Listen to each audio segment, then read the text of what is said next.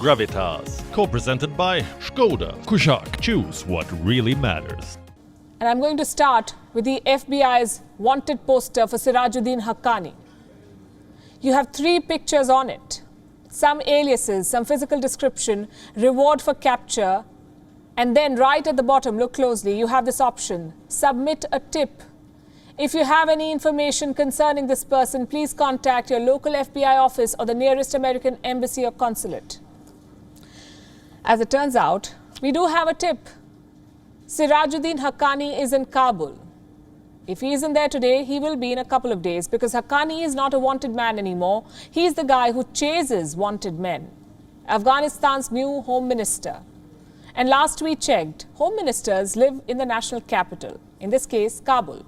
Chances are he's already there. Chances are many Afghans have seen him. Unfortunately, they cannot submit a tip because there is no US embassy or consulate in Afghanistan at the moment.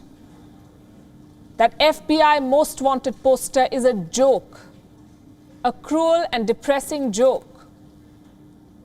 Look at the warning towards the end. Should be considered armed and dangerous. Remember, we are talking about Afghanistan's new Home Minister, the man tasked with protecting 40 million Afghans. America says he's armed and dangerous. Yes, he is. We agree. So what are they planning to do about it? Will the US and the UN work with these ministers? Our correspondent Susan Tehrani posed this question to United Nations spokesperson. This was the response. Susan from WION News India. Just to follow up on this new government that was formed, some of these members are on the UN sanctions list. So I was wondering, will the UN ultimately recognize this Taliban government, and how will that work when some of them are on the UN list and then some of them aren't? Well, again, as I explained to your colleague, the UN doesn't engage in recognition of governments. That's an issue for member governments to do.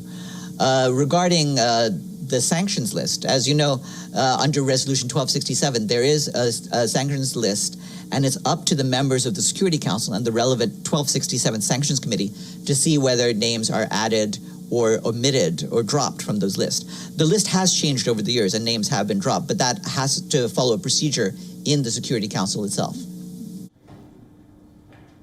Let me explain that answer in simple English.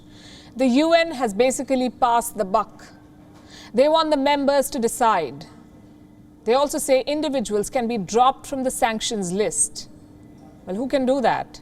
The United Nations Security Council, UNSC. The Taliban have one sure-shot ally in the UNSC, and that's China. Russia's support is not a guarantee. So the UNSC could technically keep these men on the sanctions list. But what message would that send?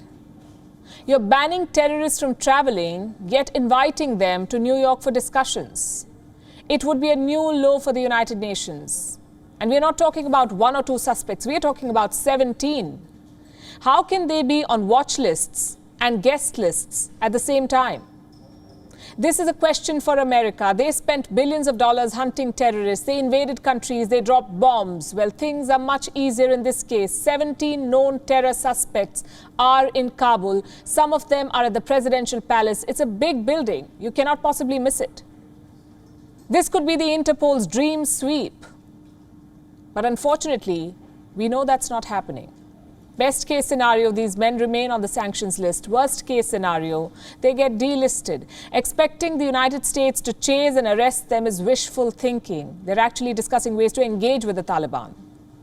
I'm not making this up. Secretary of State Antony Blinken is in Germany. He was in Qatar yesterday. Washington is trying to get a measure of its allies. From Europe, Germany is taking the lead. So what's the consensus? Engage with the Taliban without formally recognizing it. The West is calling it a quote-unquote pragmatic approach. Afghans get humanitarian aid. The Taliban keep terrorists at bay. Everybody goes home happy. Well, not so fast. What is pragmatic about sacrificing women's rights and freedoms? What is pragmatic about talking to UN-designated terrorists? What is pragmatic about letting Pakistan invade Panjshir and looking the other way? This is not a pragmatic approach, it's a convenient approach. There is no middle line in terrorism. You're either for it or against it.